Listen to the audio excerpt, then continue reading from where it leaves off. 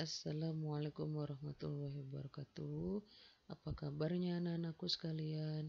Semoga kalian dalam keadaan sehat walafiat. Anak-anak, hari ini kita akan belajar tematik. Tapi sebelum kita belajar, kita berdoa terlebih dahulu. Bismillahirrahmanirrahim. Rabbi zidni ilman warzuqni fahman. Ya Allah, tambahkanlah ilmuku dan berilah aku ilmu pemahaman. Hari ini kita belajar tema 8, subtema 1, pembelajaran 5 dan 6, di mana tujuan dari pembelajarannya adalah menjelaskan keragaman karakteristik individu berdasarkan gambar, menentukan karakter tokoh protagonis dan antagonis dalam teks fiksi, mengidentifikasi tokoh-tokoh dalam teks fiksi, menyanyikan lagu daerah dengan memperhatikan tempo dan tinggi rendah nada. Setiap anggota keluarga mempunyai ciri dan kebiasaan masing-masing. Ibu terkenal dengan sangat gesit, pandai memasak, pandai mengurus rumah tangga. Ayah terkenal rajin dan giat bekerja tanpa mengenal lelah, penyayang keluarga, melindungi, dan tegas. Setiap orang diberikan kelebihan dan kekurangan oleh Tuhan Yang Maha Esa dengan harapan agar saling melengkapi satu sama lain dan agar tercipta kerukunan dan kedamaian secara bersama-sama.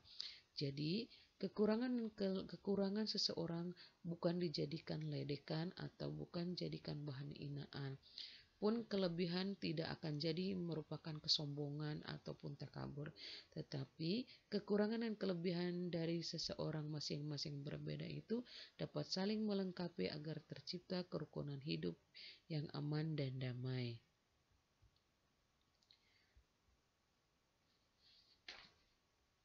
Dalam sebuah teks fiksi terdapat tokoh-tokoh yang berperan di dalamnya. Ada yang berperan sebagai tokoh utama, ada yang berperan sebagai tokoh tambahan. Apa sih yang dinamakan dengan tokoh utama? Tokoh utama adalah tokoh yang menjadi pelaku utama dan tokoh yang mengalami semua peristiwa dalam cerita. Sedangkan tokoh tambahan adalah tokoh yang hadir sebagai tokoh pendukung dari tokoh utama. Setiap tokoh tersebut tentu memiliki watak atau karakter yang berbeda satu sama lain. Sama seperti menentukan peran tokoh dalam watak. Untuk mengetahui watak, karakter, kamu harus membacanya dengan seksama. Ada tokoh yang berwatak protagonis. Protagonis itu artinya memiliki sifat baik seperti jujur, baik hati, dan penolong. Kemudian ada yang berwatak antagonis. Watak antagonis itu artinya sifat yang tidak baik seperti sombong, pelit, kikir, iri hati, dan sebagainya. Nah, ini ada dongeng fabel yaitu Katak Jahat dan Tikus Petualang. Yuk kita baca sehingga nanti kalian bisa mengetahui mana tokoh utama dan mana tokoh tambahan serta mana tokoh yang protagonis dan mana tokoh yang antagonis. Suatu ketika hiduplah seekor tikus muda yang ingin mencoba mencari petualangan baru. Kemudian ia berjalan menyusuri pinggir kolam, di mana di kolam tersebut tinggallah seekor katak. Saat katak tersebut melihat tikus, lalu dia berenang menuju tepi kolam, di mana suatu ketika ada tikus muda mencari petualangan baru. Lalu menuju tepi kolam di mana katak tinggal. Ketika katak melihat tikus, dia berenang ke tepi kolam tempat tikus itu dan berkata, "Hai tikus, muda sedang apa yang kamu lakukan di sini?" "Aku melihat alam yang indah ini dan aku akan mencoba petualangannya," jawab Prat dengan antusias.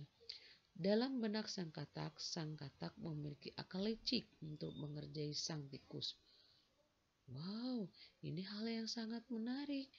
Maukah kamu pergi ke tempatku, wahai tikus muda yang suka bertualang?" tanya katak itu kepada tikus muda itu. Sang tikus yang sangat ingin berpetualang tidak berpikir panjang lagi.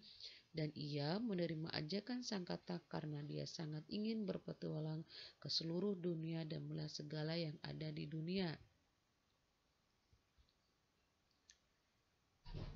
Tapi aku tidak pandai berenang, katak, kata tikus muda itu dengan cemas. Hahaha, kebetulan sekali. Aku akan mengerjai kamu, wahai tikus muda, ucap sang katak di dalam hati. Hei, hei, hei, jangan khawatir tikus muda. Aku akan selalu di samping membawamu dan berenang di sampingmu dan menjagamu. Rayu sang katak dengan sangat manis dan raut wajah penuh senyuman.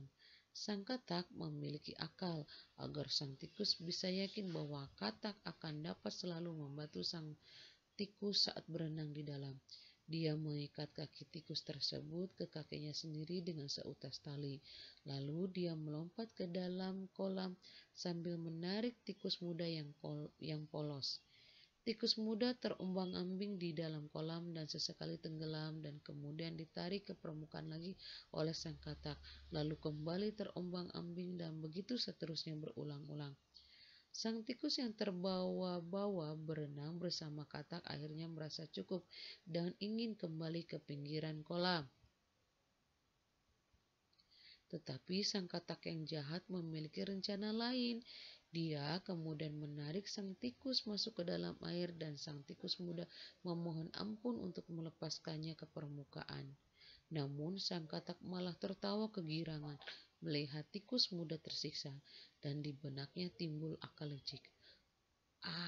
Aku akan menarik tikus muda ke air yang lebih dalam.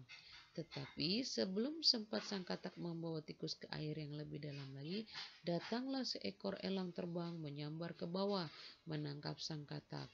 Ketika burung elang mengangkat sang katak ke udara, tali yang mengikat di kaki katak dan tikus terlepas dan membuat tikus yang ikut terangkat ke udara langsung terjatuh ke semak-semak dan sekaligus menyelamatkan sang tikus.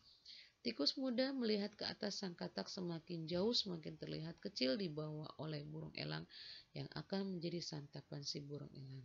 Nah, anak-anak, ini tadi kalian sudah membaca, sudah mendengarkan katak dan si tikus. Tentunya kalian bisa memastikan siapa tokoh utamanya dan tokoh tambahannya. Betul, tokoh utamanya adalah tikus. Tokoh tambahannya adalah elang dan katak. Tentunya pasti kalian tahu watak dari masing-masing tokohnya. Betul sekali anak-anak. Tokoh protagonisnya watak protagonis dari tikus adalah dia sangat pantang menyerah untuk mencoba sesuatu yang baru. Sedangkan katak berwatak antagonis yang memiliki sifat curang dan ingin berbuat jahat kepada tikus. Nah, kalian mengerti kan tentang tokoh utama, tokoh tambahan, tokoh protagonis, dan tokoh antagonis. Selanjutnya adalah tempo dan tinggi nada pada lagu. Dalam bernyanyi kita harus mengenal tempo dan tinggi rendah nada. Untuk mengukur tempo sebuah lagu menggunakan metronom Mezail. Tempo itu ada tempo sedang, tempo cepat, dan tempo lambat.